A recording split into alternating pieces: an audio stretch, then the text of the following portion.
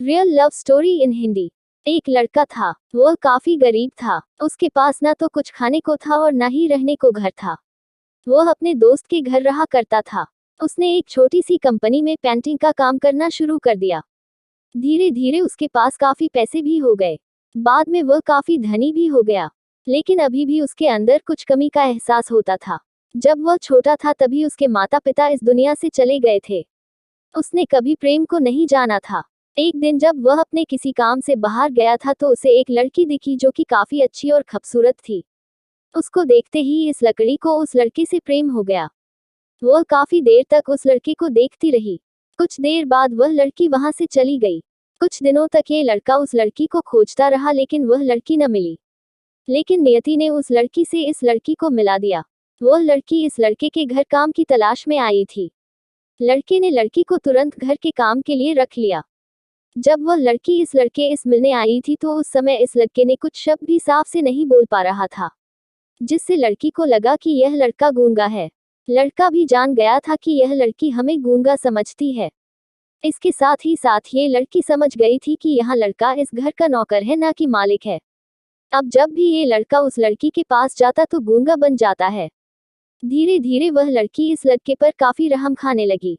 अब उसे इस लड़के के लाचारी पर प्यार होने लगा।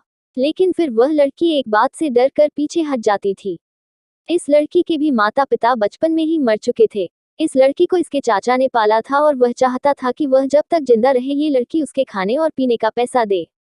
लड़की का प्रेम हद से भी बाहर जाने लगा। लड़के के एक खांसी पर भी वह लड़की दौड़े उस लड़के के पास पहुंच जाती थी।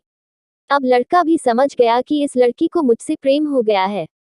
लड़का भी बहुत ज्यादा उस लड़की से प्रेम करता था। उसने पहले लड़की के बारे में सब कुछ पता किया। जब उसे सब पता चल गया तो वह बहुत रोने लगा क्योंकि उसने गूंगे होने का झूठ बोला था। अब वह दिनों रात रोने लगा। लड़की अपने सैलरी में से लड़के की इलाज करवाने को कहती थी। एक दिन सुबह ही उस लड़की को पता चला कि वह लड़का हॉस्पिटल में भर्ती है। वह दौड़ते हुए जब हॉस्पिटल में पहुंची तो उसने देखा कि लड़का बेड पर बेहोश पड़ा है। उसके आसपास काफी मशीन लगी हुई थी।